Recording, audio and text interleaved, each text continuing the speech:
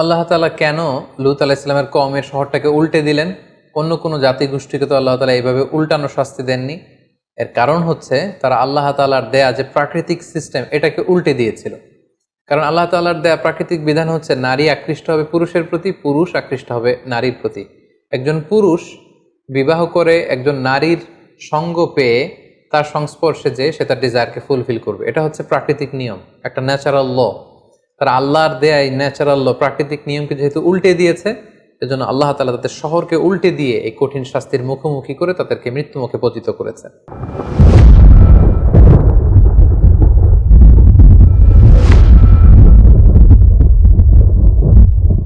আসসালামু আলাইকুম ওয়া রাহমাতুল্লাহি ওয়া বারাকাতুহু। নাহমাদুহু ওয়া নুসাল্লি আলা রাসূলিহিল কারীম। আম্মা বা'দু ফাআউযু বিল্লাহি মিনাশ শাইতানির রাজীম। বিসমিল্লাহির রহমানির রহিম। সাইয়্যিদুনা লূত আলাইহিস সালাম আল কুরআন আল কারীমে বর্ণিত 25 জন নবীদের মধ্য থেকে তিনি অন্যতম একজন নবী। তিনি ছিলেন সাইয়েদনা ইব্রাহিম আলাইহিস সালামের ভাইয়ের ছেলে, অর্থাৎ আপন ভাতিজা। সাইয়েদনা ইব্রাহিম আলাইহিস সালাম ইরাকের বাবেল শহর থেকে যখন ফিলিস্তিনে হিজরত করেন, লূত আলাইহিস সালামও সাথে সাথে ওনার সাথে হিজরত করেছিলেন। এবং তিনি কেবল একমাত্র মানুষ যিনি বাবেলের অধিবাসীদের মধ্য থেকে তার আপন চাচা সাইয়েদনা ইব্রাহিম আল খলিলের উপর ঈমান এনেছিলেন। আল্লাহ তাআলা বলছেন ফাআমানা লাহু লূত। ইব্রাহিম আলাইহিস সালামের উপর কেউ ঈমান আনেনি, কেবলমাত্র লূত আলাইহিস সালাম ছাড়া। ফাকালা ইন্নী মুহাজিরুন ইলা রাব্বি। আর ইব্রাহিম বললেন যে আমি হিজরত করব আমার রবের দিকে বা রবের আদেশে ফিলিস্তিন ভূখণ্ডে। লূত আলাইহিস সালামও সাথে সাথে ওনার সাথে হিজরত করলেন। পরবর্তীতে কিছুদিনের মধ্যেই আল্লাহ তাআলা লূত আলাইহিস সালামকে নবুয়ত দান করলেন এবং আল্লাহ তাআলা প্রত্যাদেশ করলেন যে হে লূত, তুমি তোমার চাচার সাথে আর ফিলিস্তিনে থাকা চলবে না, তোমাকে নবুয়ত দিয়ে ফিলিস্তিনের পাশেই জর্ডান এলাকাতে আমি প্রেরণ করছি। সেখানে কয়েকটি শহর আছে, তার মধ্যে থেকে অন্যতম শহর হচ্ছে সাদুম শহর বা সাদুম গোষ্ঠী। সেখানে তুমি যে দাওয়াত দিবে। এবং আল্লাহ তাআলার আদেশ পাওয়ার সাথে সাথেই আপন চাচা সাইয়েদনা ইব্রাহিম আলাইহিস সালামের কাছ থেকে বিদায় নিয়ে আল্লাহর নবী লূত আলাইহিস সালাম জর্ডানে চলে গেলেন। সেখানে সাদুম সহ আরও 5টি বড় বড় শহর ছিল। কোরআনুল কারীমে এই 5টি শহরের সমষ্টিকে একসাথে আল মুতাফিকা বলা হয়েছে। আল মুতাফিকা শব্দের অর্থ হচ্ছে উল্টানো শহর বা উল্টানো জনপদ। ওই এলাকার লোকদের পাপের কারণে আল্লাহ তাআলা এই 5টি শহরকে একসাথে উল্টে দিয়েছিলেন, এজন্য এই 5টি শহরকে একসাথে বলা হয় আল মুতাফিকা। আল্লাহ তাআলার আদেশ পেয়ে সাইয়্যিদুনা লূত আলাইহিস সালাম যখন জর্ডানের সাদুম এরিয়াতে গেলেন, তিনি দেখলেন যে সেখানকার লোকজনদের মধ্যে মোট 3টি মন্দ চারিত্রিক বৈশিষ্ট্য রয়েছে। 1 নম্বর হচ্ছে তারা সমকামিতার চর্চা করত, অর্থাৎ সেম সেক্সের প্রতি অ্যাট্রাক্টেড ছিল, পুরুষ হয়েও পুরুষের প্রতি যৌন আকর্ষণ বোধ করত। দ্বিতীয়ত তাদের মধ্যে আরও একটি মন্দ বৈশিষ্ট্য ছিল যে তারা ডাকাতি করত, পথিমধ্যে কাফেলাদেরকে আটকিয়ে তাদের সম্পদ তারা লুণ্ঠন করত। আর 3 নাম্বার তাদের যে মন্দ গুণাবলী ছিল সেটা হচ্ছে তারা অশ্লীলতার চর্চা করত। আর এই 3টি কথাই আল্লাহ তাআলা কালামুল্লাহ মাজিদে চমৎকারভাবে উল্লেখ করেছেন। তাদের 3টি ব্যাড অ্যাট্রিবিউটের প্রথমটি ছিল সমকামিতা। আল্লাহ তাআলা বলছেন ওয়ালুতন ইয ক্বালা লিকওমিহি আতাতুনাল ফাহিশাতা মা সাবাকাকুম বিহা মিন আহাদিম মিনাল আলামিন। তিনি তার কওমের লোকদেরকে বলতে আরম্ভ করলেন যে তোমরা এই অশ্লীল কাজ পৃথিবীর মধ্যে করছো যেটা পৃথিবীতে এর আগে কখনো কেউ করেনি। ইন্নাকুম লাতাতুনার রিজালা শাহওয়াতাম মিন দুনিন নিসা। তোমরা পুরুষ হয়ে পুরুষদের প্রতি যৌন আকর্ষণ বোধ করছো, তোমরা নারীদের মাধ্যমে সেই ডিজায়ারকে ফুলফিল করতে চাচ্ছ না। বাল আনতুম কওমুম মুসরিফুন, তোমরা তো অবাধ্য এক জাতি। তাহলে এই ছিল তাদের 1 number bad attribute. 2 number bad অ্যাট্রিবিউটের ব্যাপারে আল্লাহ বলছেন ওয়া তাকতাউনাস সাবিল, তোমরা ডাকাতি করো। 3 নাম্বার হচ্ছে ওয়া তাতুনা ফি নাদিকুমুল মুনকার, তাদের কিছু ক্লাব ছিল, নাইট ক্লাব, সেখানে তারা অশ্লীলতার চর্চা করত। তো সাইয়েদুনা লূত আলাইহিস সালাম যখন এই বাজে কোয়ালিটিগুলো দেখলেন, তিনি যে সেখানে দ্বীনের দাওয়াত দেয়া শুরু করলেন। প্রথমেই যেই বিরোধের মুখোমুখি তিনি হলেন যে তারা কোনো ক্রমে এই সমকামিতা থেকে ফিরে আসবে না। তারা সমলিঙ্গের প্রতি যৌন আকর্ষণ বোধ করত, যেটাকে আমরা ইংরেজিতে হোমোসেক্সুয়ালিটি বলি বা সডোমি বলি বা গে হওয়ার যে কালচার সেটা তাদের মধ্যে ছিল। এবং কোরআনের আয়াত থেকে আমরা বুঝতে পারি পৃথিবীতে লূত আলাইহিস সালামের কওমের আগে কেউ এই বাজে অভ্যাসের চর্চা পৃথিবীতে কেউ করেনি, বরং সর্বপ্রথম এই পাপ কাজের সূচনা তাদের মধ্য থেকেই হয়েছিল। সেটা কিভাবে শুরু হয়েছিল? তাফসিরে কুরতুবিতে এসেছে যে শয়তান সর্বপ্রথম এই কাজটি করেছিল। লূত আলাইহিসসালামের কওমের লোকেরা যখন চাষাবাদ করত, তখন শয়তান খুবই চমৎকার চেহারার সুশ্রী অবয়বের যুবক অথবা একজন বালকের আকৃতিতে তাদের কাছে আসলো। এসে সর্বপ্রথমে কুপ্রস্তাব দিল এবং শয়তানের এত সুন্দর চেহারা দেখে তারা অবাক হয়ে গেল। শয়তান তাদেরকে বলল, ছোট্ট বালক বা যুবকের সুশ্রী চেহারা বা অবয়ব নিয়ে তাদের কাছে এসে বলল যে তোমরা যদি আমার সাথে এমন এমন পাপ কাজ করো তাহলে তোমরা অনেক আনন্দ পাবে এবং এই কথা আমি কাউকে বলে দিব না, তোমরা চাইলেই করতে পারো। সর্বপ্রথম তারা কৌতূহলবশত এই সুশ্রী বালকের সাথে এই অপকর্মটা করতে আরম্ভ করলো। প্রতিদিনই এই ছেলেটা আসে, মানে শয়তান এই ছেলের আকৃতিতে আসে এবং তাদের অনেকের মধ্যে এই বাজে স্বভাব শয়তান আস্তে আস্তে ডেভেলপ করতে লাগলো। শয়তান ঠিক ততদিন পর্যন্ত তাদের কাছে আসতে লাগলো যতদিন পর্যন্ত শয়তান নিশ্চিত হলো যে হ্যাঁ, এই অভ্যেসটা তাদের মধ্যে এখন পরিপূর্ণভাবে ডেভেলপ হয়ে গিয়েছে, আমি যদি নাও আসি তারা নিজেরা নিজেদের মধ্যে এই কাজটি করবে। এটা যখন শয়তান নিশ্চিত হলো, শয়তান তাদের কাছে আসা বন্ধ করে দিল। কিন্তু ইতিমধ্যে তারা নিজেদের মধ্যে এই বাজে স্বভাবটি ডেভেলপ করে ফেলেছে। তখন তারা নিজেরা নিজেদের সাথে এই অপকর্ম করতে আরম্ভ করলো। তাদের মধ্যে যে সুস্থি যুবক বা বালক আছে তাদের উপর তারা হামলে পড়তো। তারা নারীদের প্রতি যৌন আকৃষ্ট না হয়ে পুরুষদের সাথে এই পাপ কাজ তারা করতে আরম্ভ করলো। সাইয়েদনা লূত আলাইহিস সালাম তাদেরকে এই পাপ কাজ থেকে ফিরে আসার আহ্বান করলেন। তিনি তাদের মাঝে দাওয়াতি কাজ করলেন। তিনি তাদেরকে অশ্লীলতার এই পথকে পরিহার করতে বললেন। তিনি তাওহীদ, রিসালাত, আখেরাত এবং আল্লাহ তাআলার আযাবের ভয় দেখালেন। নৈতিক মূল্যবোধের দাওয়াত তিনি দিতে লাগলেন। সূরাতুশ শুআরাতে আল্লাহ তাআলা বলছেন, ইয ক্বালা লাহুম আখুহুম লূতুন আলা তাত্তাকুন। লূত আলাইহিস সালাম তাদেরকে বলল, তোমরা কি আল্লাহকে ভয় পাবে না?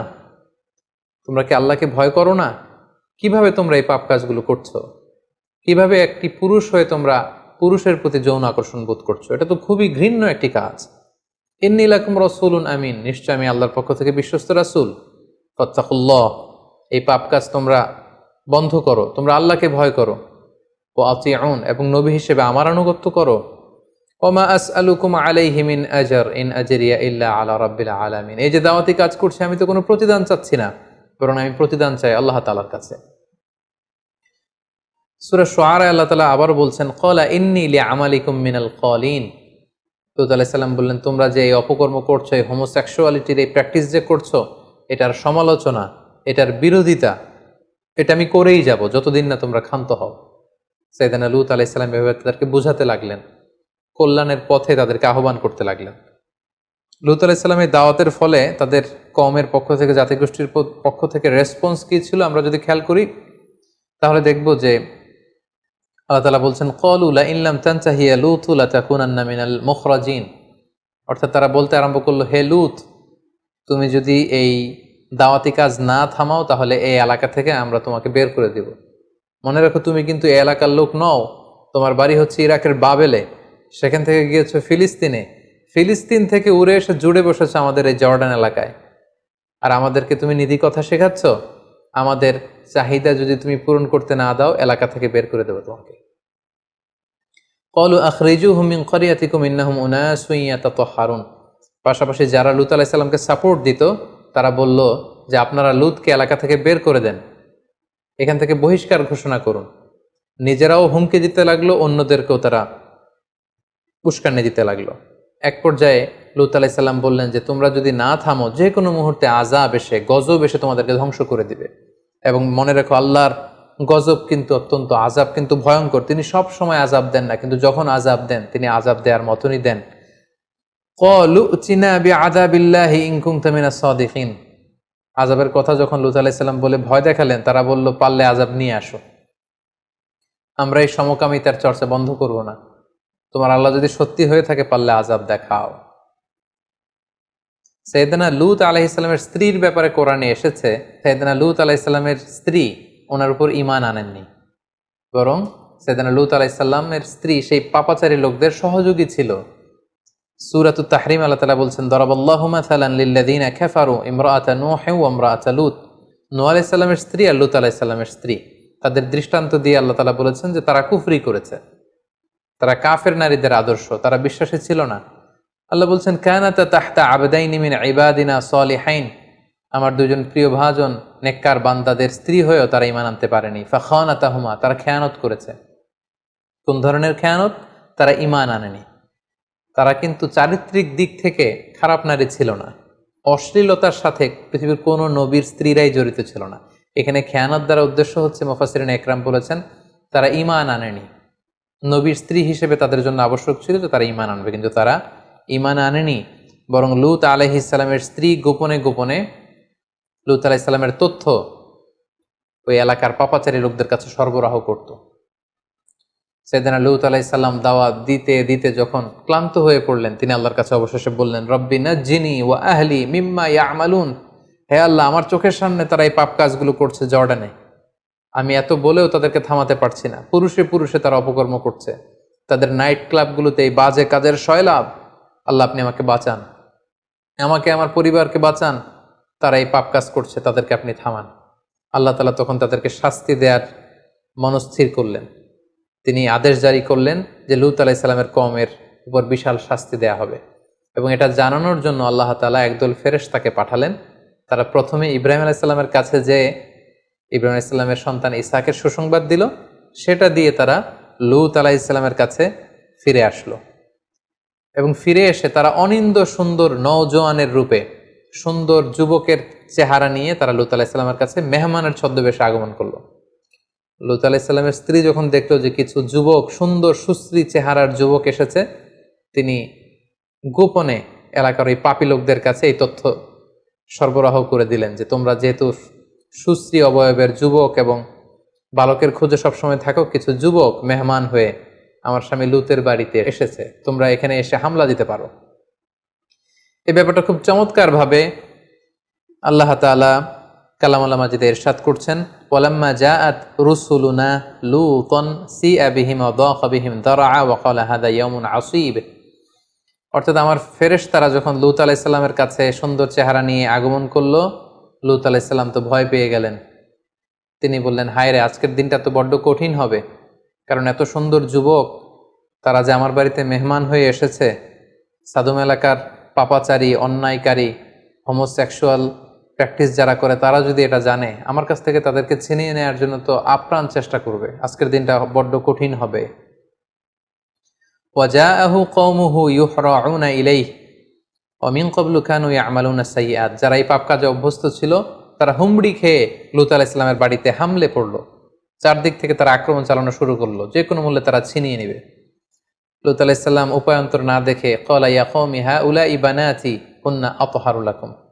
তিনি অত্যন্ত অসহায়, আকুতি এবং কাকুতি মিনতি জানিয়ে বলল, হে আমার এলাকার লোকেরা, আমার মেহমানদের গায়ে হাত দিও না। এই যে দেখো, আমার ঘরে কিছু মেয়ে আছে, তারা তোমাদের জন্য পবিত্র। আমার মেয়েদেরকে নিয়ে যাও, তাদেরকে বিয়ে করো এবং তাদের মাধ্যমে তোমরা তোমাদের যৌন চাহিদাকে নিবারণ করো, কিন্তু আমার মেহমানকে অপদস্থ করো না। ওয়ালা তুখজুনি ফি দয়ফি, আমার মেহমানদেরকে অপদস্থ করো না। আলাইসা মিনকুম রজুলুন রশীদ, তোমাদের মধ্যে কি একজনও ভালো লোক নেই? একজন নবী কতটা অনুনয়ের স্বরে, কতটা বিপদে পড়লে এই ধরনের স্টেটমেন্ট দিতে পারেন। ক্বালু লাকাদ আলিমতা মা লানা ফি বানাতিকা মিন হক। তখন এলাকাবাসী বলল, হে লূত, তুমি তো আগে থেকে ভালো করেই জানো তোমার মেয়েদের প্রতি আমাদের কোনো আকর্ষণ নেই। নাউযুবিল্লাহ। ওয়া ইন্নাকা লা তা'লামু মা নুরিদ, আর আমরা যে কি চাই, আমরা কিভাবে আমাদের ডিজায়ারকে ফুলফিল করতে চাই, এটা তুমি ভালো করেই জানো। আমরা তোমার মেহমানদেরকে ছিনিয়ে নিতে এসেছি, তোমার মেয়েদের জন্য আসেনি। ক্বালা লাউ আন্না লি বিকুম কুওয়াহ আও আওয়ি ইলা রুকনিন শাদীদ। আফসোস করে লূত আলাইহিস সালাম বললেন, হায় রে, কোনো একটা সাহায্যকারী যদি আমার থাকতো যে আমাকে সাহায্য করবে, যার কাছে আমি আশ্রয় নিব। আল্লাহর পাঠানো ফেরেশতারা যারা যুবকের আকৃতিতে এসেছিল, ওনারা যখন দেখলেন যে লূত আলাইহিস সালাম অত্যন্ত দুশ্চিন্তা ফিল করছেন, তিনি পেরেশান হয়ে উঠেছেন, ওনাকে সান্ত্বনা দেওয়ার জন্য ক্বালু, ফেরেশতারা বলল, ইয়া লূত, হে আল্লাহর নবী লূত, আমরা কিন্তু সাধারণ যুবক নই। ইন্না রুসুলু রাব্বিক, আমরা আপনার রবের পক্ষ থেকে পাঠানো আল্লাহর ফেরেশতা। ওরা তো জানে না। লাইয়াসিলু ইলাইক, আপনি ভয় পাবেন, ওরা আপনারও কিছু করতে পারবে না, আমাদেরও কিছু করতে পারবে না। আমরা এসেছি আল্লাহ তাআলার ঘোষণা শুনিয়ে দেবার জন্য। আল্লাহ তাআলা এই এলাকার উপর আযাব পাঠাবেন, ভয়ঙ্করতম আযাব। ফাআসরি বিআহলিকা বিকিতইম মিনাল লাইল, এই রাতের কিছু অংশ বাকি থাকতেই আপনি সেফ জোনে চলে যান। আল্লাহর আদেশ হচ্ছে আপনি সেফ জোনে চলে যান। ওয়ালা তালতাফিত মিনকুম আহাদ, আর যাওয়ার সময় পিছনে ফিরে তাকানো যাবে না, এটা আল্লাহর আদেশ। ইল্লা ইমরাআতাক, তবে আপনার স্ত্রীকে নিয়ে যেতে পারবেন না। আপনি আর আপনার উপর ঈমান এনেছে আপনার মেয়েরা, শুধু এরাই এলাকা ছেড়ে আপনারা সেফ জোনে চলে যান। ইন্নাহু মুসিবুহা মা আসাবাহুম, আপনার এলাকাবাসীর নসিবে যা ঘটবে আপনার স্ত্রীর ভাগ্যেও তাই ঘটবে, কারণ আপনার স্ত্রী আপনার উপর ঈমান আনেনি এবং আপনার গোপন তথ্যগুলো এলাকাবাসীর কাছে সে লিক করে দিত, প্রচার করে দিত।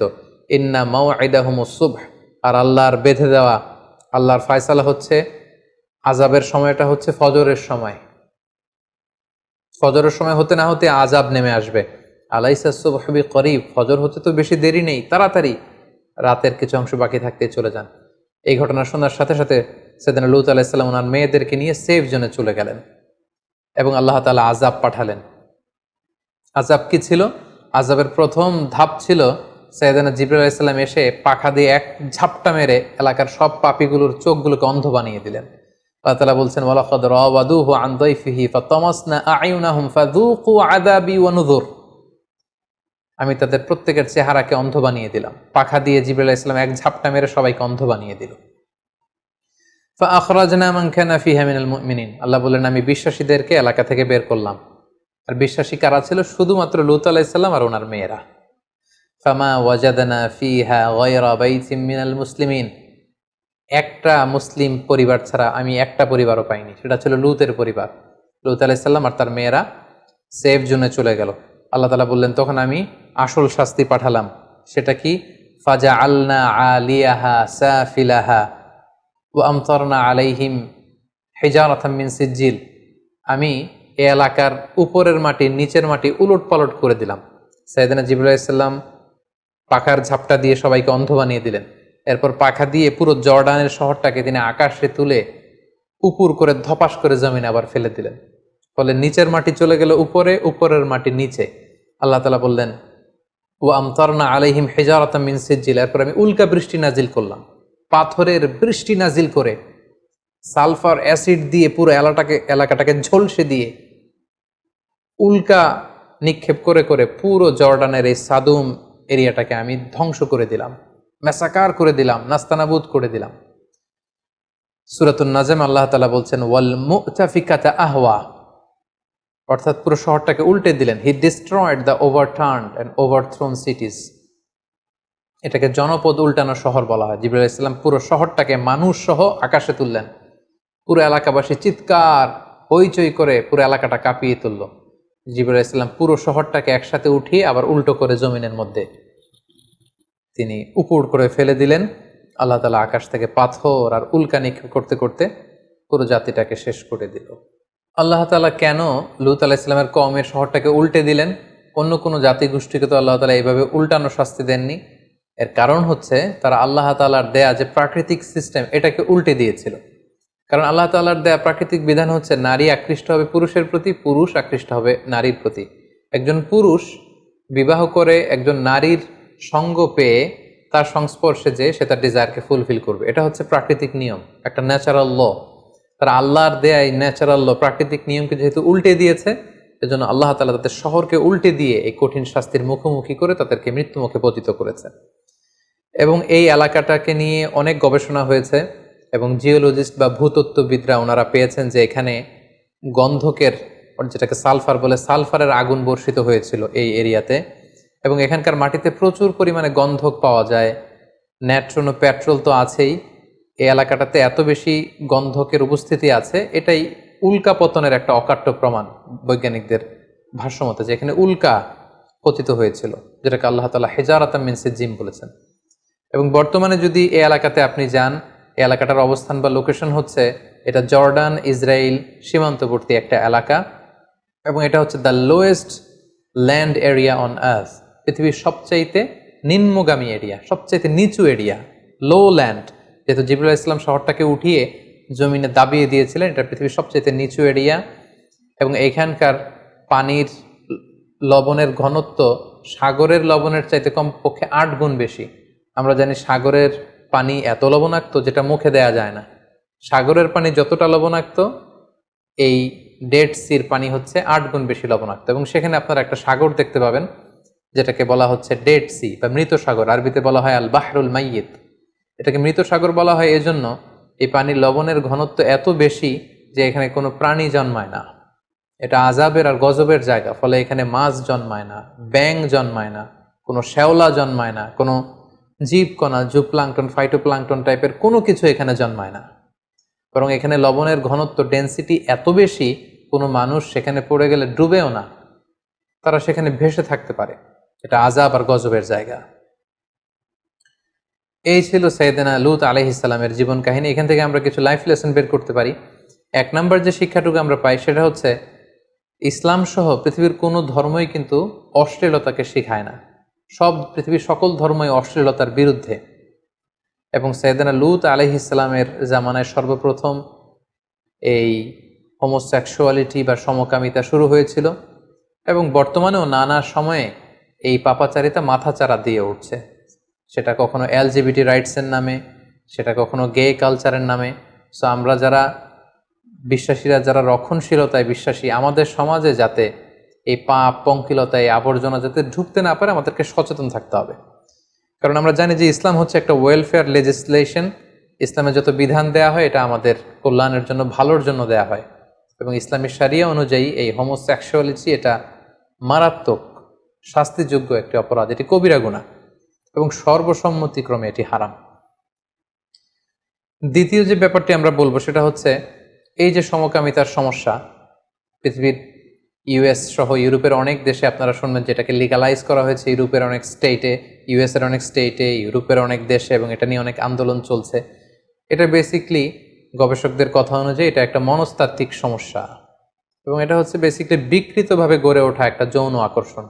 একটা মানুষ যখন সবসময় অস্বাভাবিক চিন্তা করবে, অস্বাভাবিক জীবনযাপন করবে, অস্বাভাবিক যৌন উশৃঙ্খল একটা লাইফস্টাইল সে যখন প্র্যাকটিস করবে, তখন তার মধ্যে এই একটা বাজে যৌন চিন্তা আস্তে আস্তে ডেভেলপ করে, খুবই গ্রাজুয়ালি। অনেকের কাছ থেকে জানা গিয়েছে যে অনেকেই কৌতূহলবশত এটা নিজের মধ্যে অ্যাডপ্ট করেছে, এবং ধীরে ধীরে আস্তে আস্তে সমকামী বনে গিয়েছে তারা। সো আমাদের সমাজে আমাদের উঠতি বয়সের তরুণ তরুণীরা যাতে এই জাতীয় পাপ কাজের দিকে, এই অন্ধকার পথের দিকে পা না বাড়ায়, সেদিকে আমাদেরকে খেয়াল রাখতে হবে। 3 নাম্বার যে লাইফ লেসনটি আমরা এখানে উল্লেখ করতে চাই সেটি হচ্ছে, একটি সুস্থ, সমৃদ্ধ এবং স্বাস্থ্যকর যৌন জীবনের জন্য আল্লাহ তাআলা আমাদেরকে বিয়ের মতো একটি পবিত্র বিধান তিনি আমাদেরকে প্রেসক্রাইব করেছেন বা দান করেছেন। এবং ইসলামে বিয়ে বহির্ভূত সব ধরনের যৌন সম্পর্ক কমপ্লিটলি প্রহিবিটেড। কারণ এই বিয়ের মধ্যে বা এই বিয়ের বন্ধনে আছে মানসিক প্রশান্তি, এতে আছে সামাজিক একটা দায়বদ্ধতা এবং নতুন প্রজন্ম তৈরি করার একটা মাধ্যম। সমকামীদের ব্যাপারে শুধু এতটুকু আমরা বলতে চাই যে, যারা এই পৃথিবীতে সমকামী আছে, পৃথিবীর সব সমকামীদেরকে একসাথে করে তাদেরকে যদি একটা স্বাধীন দেশের মধ্যে দিয়ে দেওয়া হয়, যে আপনাদেরকে একটা স্বাধীন দেশ দিয়ে দেওয়া হলো, সেই দেশের লোকদেরকে মাত্র 50 বছর সময় দিলেই তারা নিশ্চিহ্ন হয়ে যাবে। কারণ এখানে কোনো আউটপুট নেই, এই সম্পর্কে কোনো আউটপুট নেই, কোনো প্রশান্তি নেই। নারী যদি নারীর সাথে বিবাহ বন্ধনে আবদ্ধ হয়, পুরুষ যদি পুরুষের সাথে বিবাহ বন্ধনে আবদ্ধ হয়, এই জনগোষ্ঠীটাকে একটা আলাদা স্বাধীন রাষ্ট্র দিয়ে দেওয়া হলে তাদের নিশ্চিহ্ন হয়ে যাওয়ার জন্য সর্বোচ্চ 50 বছরের প্রয়োজন। 50 বছর পরে তাদের কোনো অস্তিত্ব এই পৃথিবীতে থাকবে না। তাই আমরা যারা মুসলিম, তারা কখনোই এই সমকামিতাকে আমরা সাপোর্ট করতে পারি না, বরং সবসময় ইসলামের অবস্থান এই সমকামিতার বিপক্ষে। সাইয়েদনা লূত আলাইহিস সালামের জীবন কাহিনী থেকে আরেকটি শিক্ষা আমরা পাই, সেটা হচ্ছে, আমরা যারা বিশ্বাসী আমরা মেহমানদেরকে সবসময় সম্মান করব। কারণ আল্লাহ রাসূল সাল্লাল্লাহু আলাইহি ওয়াসাল্লাম বলেছেন, মান কানা ইউমিনু বিল্লাহি ওয়াল ইয়াউমিল আখিরি ফালইউকরিম দাইফা, যে আল্লাহয় বিশ্বাস করে, আখিরাতে বিশ্বাস করে, সে যেন তার মেহমানকে সম্মান করে। আমরা যদি খেয়াল করি তাহলে দেখব যে সাইয়েদনা লূত আলাইহিস সালাম তিনি এলাকাবাসীদের বলেছেন যে, তোমরা আমার মেয়েদেরকে নিয়ে যাও, কিন্তু আমার মেহমানের গায়ে হাত দিও না। তার মানে মেহমান যখন আপনার বাসায় চলে আসবে, তার সেফটি দেওয়া, তার সিকিউরিটি দেওয়া, তার সম্মান ইজ্জতকে অটুট রাখা, এটা মেজবানের দায়িত্বের মধ্যে চলে আসে। সর্বশেষ আমরা যে শিক্ষাটির কথা উল্লেখ করতে চাই সেটা হচ্ছে, প্রত্যেক মানুষের জীবনে একজন বিশ্বাসী, একজন আস্থাভাজন, একজন মুত্তাকি সোলমেট খুব জরুরি।